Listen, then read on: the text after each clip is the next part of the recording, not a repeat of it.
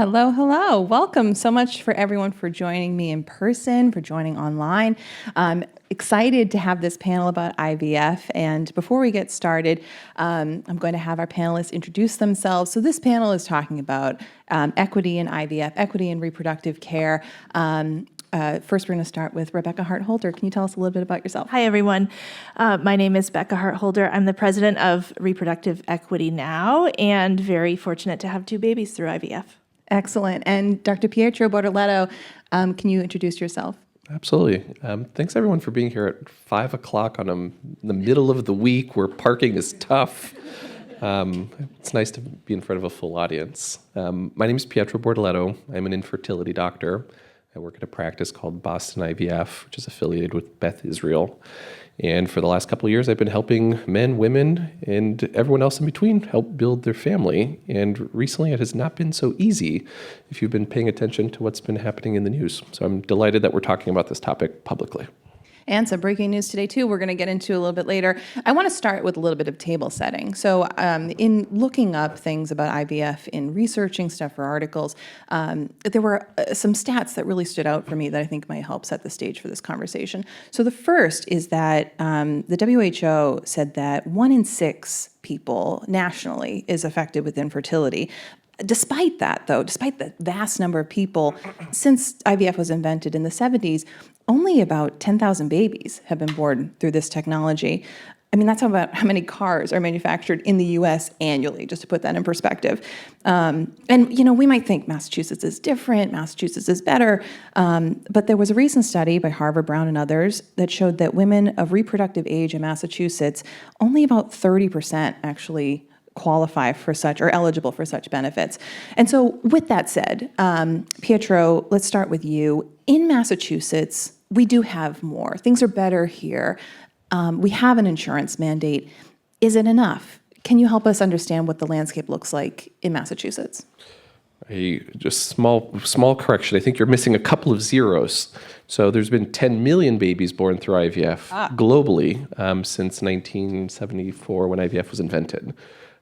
Which means we've done a lot of IVF, we've studied it, we know it's safe, but in the United States, there's still a dramatic disparity in access to IVF care for people who need it.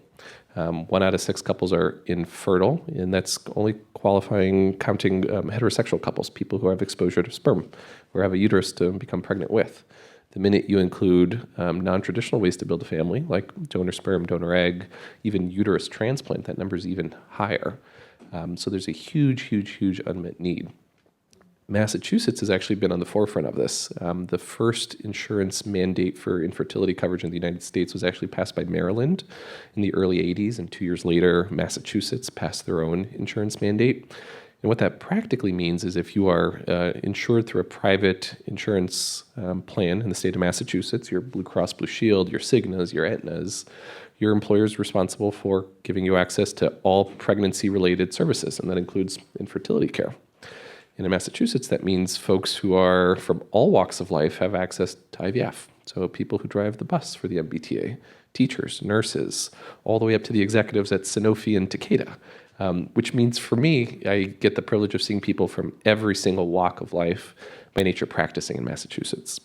But the reality is, the minute you cross over to the next state over, Pennsylvania, there's no infertility mandate. So it really, your geography dictates your access to care. There's only about 19 states in the country that have some version of an infertility mandate, and only about 11 or 12 that have a meaningful mandate where people actually have coverage to it. So Massachusetts is a particularly special place to be practicing in for infertility care. And Becca, zoom out for us. I'm thinking, of course, of the Alabama Supreme Court decision that put IVF into the spotlight in February, but help us understand the national picture.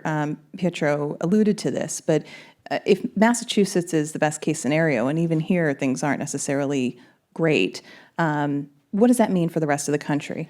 Yeah, well, let me start by talking about where we have some serious equity issues in Massachusetts, and then I'll zoom out. So any insurance plan that is regulated by the state in Massachusetts has coverage because of our mandate in 1987, but no one on Mass Health has access to that. So that means disproportionately low-income people and people of color do not have access to vital medical care to help them start a family. Our definition of infertility also really only contemplates heterosexual activity, so it really leaves LGBTQ families and single people out. And our mandate doesn't cover egg and sperm freezing, as well as some of the experimental IVF treatments. So there is a real equity issue here in the Commonwealth too.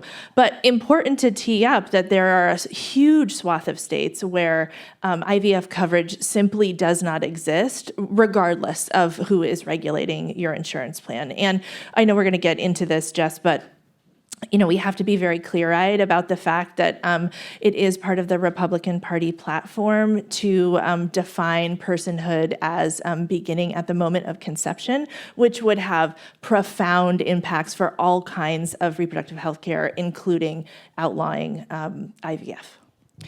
You mentioned LGBTQ families, and I wanted to dive in there. And so things are not even for all families. You mentioned infertility, even the way it's defined. And so besides changing the definition of infertility, what else needs to change in order to progress equitable access for LGBTQ individuals and couples? Yeah. Well, I want to talk a little bit about what happened just a couple hours ago in the Massachusetts House, which is an update to our parentage laws. So our definition in Massachusetts of parentage is a pre-IVF definition. It was on the books before gay marriage was even contemplated. So there isn't a clear path, I should say there is a very expensive path for securing the legal relationship between a parent and a child when that parent is part of a same-sex couple. And the House unanimously passed a law that would update those definitions. So it would not just allow for voluntary acknowledgement of parentage for LGBTQ couples, but it also creates a path for parentage for all families using assisted reproductive technology. I'll just speak from personal assistance. I have 2 kids from IVF. My wife and I each carried. We each adopted the child that we are not biologically related to. That cost us over $6,000 to do.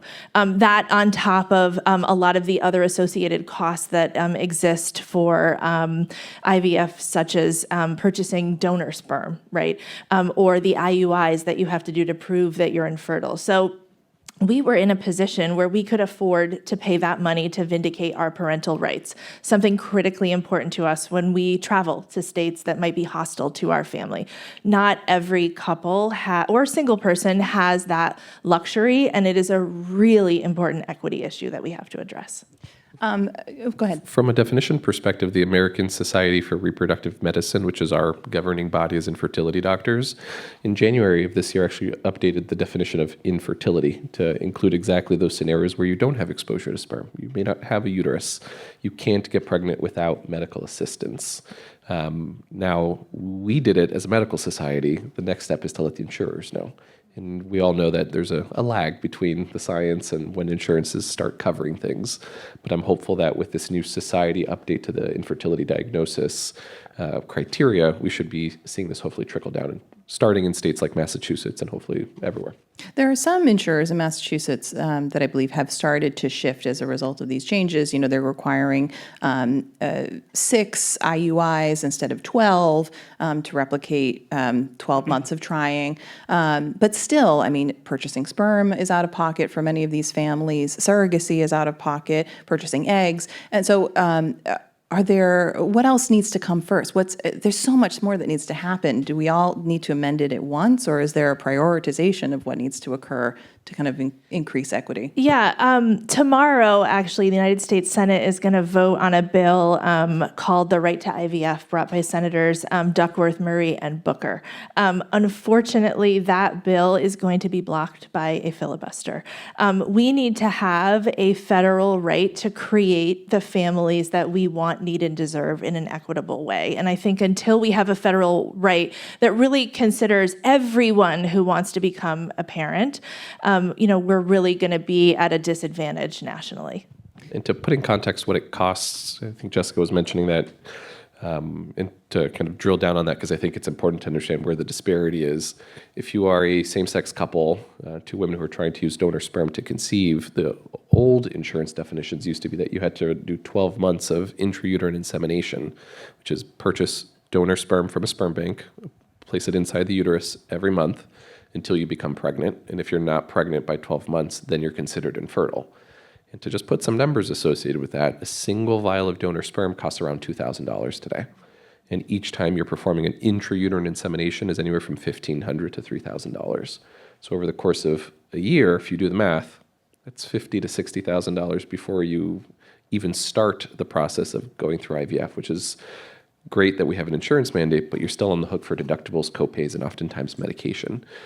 It shouldn't be that way. And I think there's a lot of great progressive insurance companies that are moving in the right direction. That number is now down to 6 for most insurance companies, regardless of age, and some have even eliminated it entirely.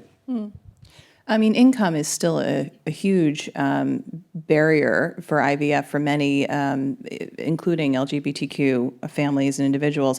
And so, Pietro, for those who don't have comprehensive insurance, how does Boston IVF grapple with those costs? Like, is there a way that clinicians or practices can address the income disparities inherent in the entire process for most people?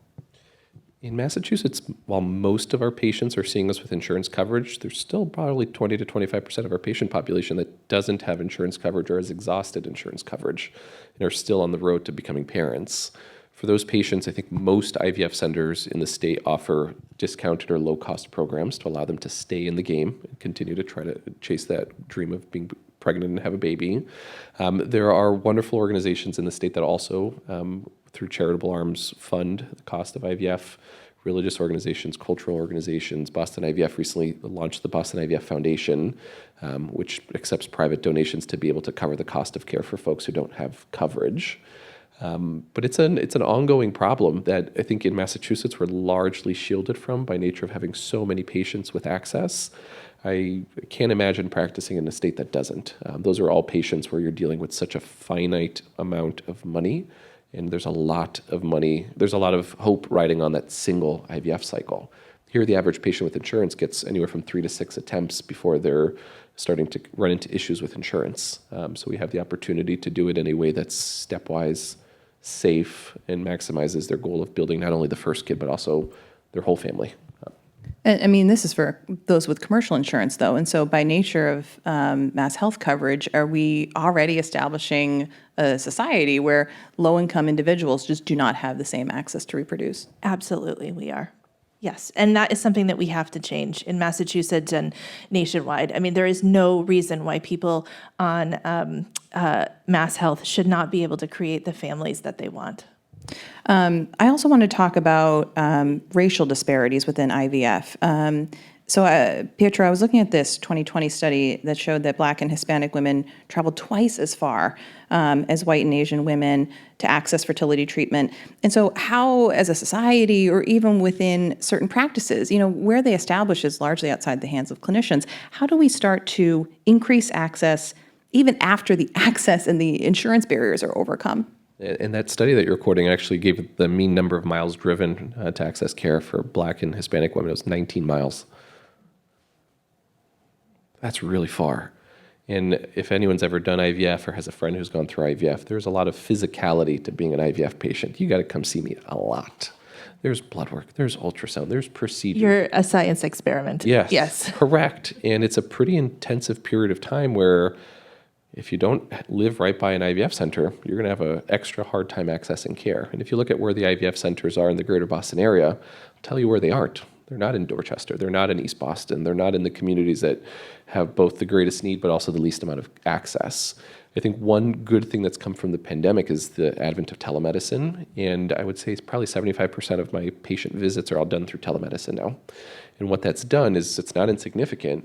It's nice to see the couple when there's a couple for infertility care, and I can have the couple, instead of losing their whole day and having to come see me and take that morning off from work and have a loss of income as a result of it, partner can hop into his work van from the parking lot for the 20-minute consult. The wife can pop in from her step into an office in her where she works to be able to do the visit, and we're able to take care of things in about 20 minutes. And there's not that loss of income. There's not that 19 miles traveled. So I think for a lot of folks who don't live near an IVF center, telemedicine has been a huge deal. Jess, I want to just add here that this is where we really see the interplay of issues that you might not think are related, right? So you can do 75% of your visits via telemedicine, but when you need to have blood work drawn, you have to go to a lab. There is no way around that visit. And this is the intersection of transit justice. When you don't have a functioning transit system where you can get from point A to point B in a low-cost way, and you don't have to take, what could be hours off of work, you're disadvantaging certain communities. If you don't have access to a car, you are at a disadvantage when you're going through IVF. I mean, I want to build on that too, because as you mentioned, like time off work, besides insurance coverage, which I mean is in the realm of the employer, what other systems need to be a part of this discussion in order to increase equity? Like what role do employers need to play here? What role do health systems need to play? And even broadly, governments? Like what are the other people who need to be at the table in order to move this forward? Yeah, I mean, I would say one of the really important things is thinking about what your benefits program looks like for people who are going through IVF. It is a very emotional time. You've been trying to have a child, you have failed repeatedly, you keep getting that negative pregnancy test. It is very devastating. And then you are, even with insurance coverage in Massachusetts, spending thousands of dollars in order to become a parent. And so I think setting up workplaces that are supportive of people who are going through IVF, giving them flex time, giving them space, giving them time off that is not vacation time or sick time, if they have another failed cycle, is an incredibly important thing that employers can be doing. Pietro, what other supports are offered besides just the intensive medical guidance that fertility doctors provide? Like, is that part of the comprehensive care? Is it included? Is it covered? The emotional support? They've surveyed men and women who have gone through infertility and are undergoing infertility treatment, and when you compare the levels of anxiety and depression that they have during their treatment, they're actually comparable to patients who find out they have a cancer diagnosis and are getting chemo. There's actually very little daylight between the associated stress, anxiety, and depression that runs with both of those conditions. Having infertility is a really heavy load. Physically, like we've talked about, financially, like we've talked about. But the number one reason why people drop out of care and don't achieve that pregnancy, don't achieve their kind of ideal family size, is just the psychological impact of having month after month of a failed cycle, getting that negative pregnancy test after giving yourself 4 weeks of shots in the butt, which you can remember is not fun. Don't like to think about it. Yeah, I try not to remember. But so what we do, and I think most IVF clinics are doing, is that we have embedded social workers, we have embedded psychologists who have specialized training in dealing with men and women who are kind of going through this and have the language and the wherewithal to be able to support them and help them stay in the game, because we know that the number one reason why people don't build their families fully is that they just can't stay in the game. And I think the psychological support is a huge component to it, on top of financial and just the physicality of it. I mean, accessing, there's so many barriers, right? But even after you access the clinic, even after you've overcome the barriers of income, even after you've gotten through the challenges of insurance, and perhaps have become pregnant, you next have the question of genetic tests. And this is a conversation that I think a lot of IVF specialists are having. Pietro, I'm curious your thoughts on genetic tests, particularly those that are not covered by insurance. I'm thinking of polygenetic risk scores, which is type of genetic testing. It's largely out of pocket, intended to identify disease across many different genes. And so how are you thinking about disparities within tests that are only accessible to a few, or perhaps these tests are not meaningful enough to make a difference at this point, but might in the future? Like, how are you contemplating access within these like particular specialist tests? So if you're a person who's trying to get pregnant in the United States, the American College of Obstetrics and Gynecology says that you should be offered 2 genetic tests: screening for cystic fibrosis and spinal muscular atrophy. 2 because those are the 2 most common, but 2 because genetic testing is expensive. Now, if you were to be seeing an infertility doctor, the standard of care now is to screen you for 427 different conditions. I know. Why screen, though? So these are things that are actionable. So if you know ahead of time that there's a shared genetic risk for cystic fibrosis, Tay-Sachs, muscular dystrophy, the tools exist to be able to genetically test embryos to avoid passing it to the next generation and kind of sidestep genetic disease. That's incredibly powerful. That's how we help people build families when they find out they have a BRCA cancer-causing mutation. When we have patients with hemophilia or sickle cell disease, this is how we avoid passing it to the next generation. Now, the problem is when the National Society says test only for 2 things, but when they see us are recommending testing for 427 different things, there's a cost associated with it. $400 to do that genetic test out of pocket in the best of scenarios, with kind of all the special patient programs to make it affordable. But if you found out that you had something that was actionable, you actually wanted to avoid passing it on to the next generation, if you don't have infertility, you're going to be on the hook for an infertility cycle, an IVF cycle, which is $15,000 to $20,000, not an insignificant amount of money for anyone. But 2, if you're going to be doing genetic testing on your embryos, that can be another $5,000 to $10,000. Those $5,000 to $10,000 are not covered by insurance, even if you have an infertility benefit through your employer. Those are out-of-pocket expenses. So you can see how quickly these layers of cost quickly become out of reach for the vast majority of people who need it the most. And just think a little bit about some of these diseases. Where are they most prevalent? They're prevalent in our communities of color. They're prevalent in our minority communities that have a higher distribution of some of these diseases that show up. And we could really be making a big dent and avoid passing them on. But the missing piece there is the coverage part. So that's something that I think a lot of us are working on a policy level, how to make that the floor and not the ceiling for folks. Becca, how did you contemplate these things when you were going through the process? How did you balance all of these different concerns and costs and worries? What was your experience like? Well, we saved money for a long time. We became parents later in life, later than we wanted to because it cost so much money. We moved to Massachusetts for a lot of reasons, in part because of the insurance mandate. And I was very specific about figuring out where I wanted to work because I was going to carry the pregnancy for our first child to make sure that we were working at a place where we could have that coverage. Now, obviously, we hoped that, we would be those miracle people who get pregnant on the first IUI, but that did not happen. Us too. Yeah, and it feels like you're just flushing money down the toilet with every IUI that you take that fails. So it was a combination of saving money, of being very vulnerable in my workplace in ways that I didn't love, but just had to do because it was so emotionally taxing, and building a really strong support system of friends and family and therapists to get through a really, really painful time in my life. Wow. So the infertility or the seeking out fertility influenced not only where you live, but where you work. And I mean, so much of your life. When I bought a house, wow. I mean, we made a decision to save first for children and then later for a house. Yeah, it changed the course of our lives for sure. Wow. Rebecca, I wanted to talk to, with what is happening at the federal level, what is reshaping the fertility and reproductive rights landscape? We've touched upon a few of them, but what else are you paying attention to as this conversation evolves? Yeah, one thing I want to be really clear about is that the Republican Party platform would define personhood as starting at conception, which would not just outlaw IVF, but would also outlaw some forms of contraception, would make it very difficult for clinicians to provide the best medical care when you're going through a miscarriage, and would also outlaw abortion. So we have to see the fight for reproductive health care as one fight. We cannot silo, abortion away from contraception, away from IVF, away from miscarriage management, away from making sure that there are healthy outcomes for all pregnant people, but especially for Black and brown birthing people.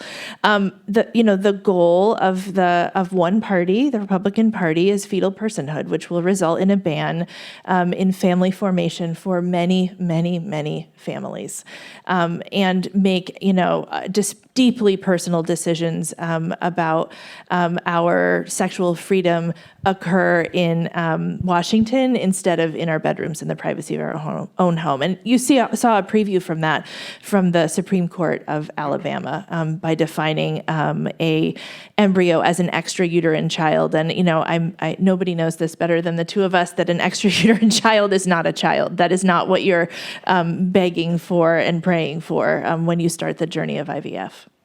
I think there's no daylight between IVF and access to abortion care. They're the same issue. We were talking about this in the green room beforehand. The goal for, I think, all of us here is help people get pregnant when they want to and help people not be pregnant when they don't want to. It should be that simple. It could be that simple. And I think we have a pretty consequential election in November that I think will either further limit that or further expand that.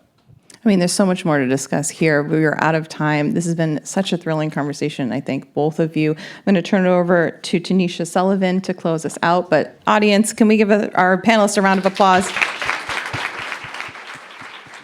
Thank you. Outstanding. And this conversation just really carries through what we heard throughout the course of the day. What I love about today most is the topics are not only timely, they are cutting edge. Talking about a topic like equity in IVF is not a conversation that we're hearing, quite frankly, enough of. And so definitely want to extend our greatest appreciation to this panel for closing us out in, I think, a phenomenal way. Thank you so much. I also want to thank those of you who've been with us throughout the course of this day, those of you joining us here in person, as well as those of you joining us virtually.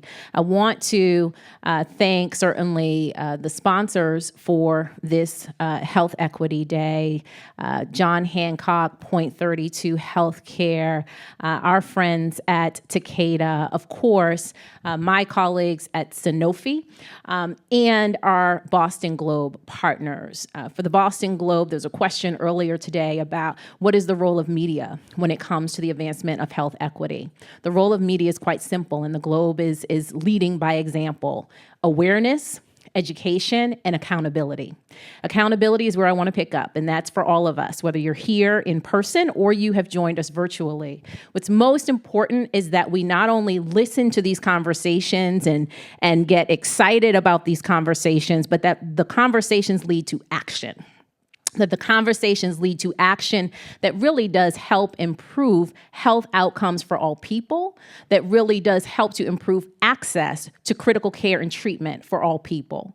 And so my hope is that each of you, you've learned something today, that you're taking something with you today that causes you to act personally and within your organizations. I'm Tanisha Sullivan. I'm the head of external engagement and health equity strategy for Sanofi, the proud presenting sponsor for today's inaugural Health Equity Day. Thank you.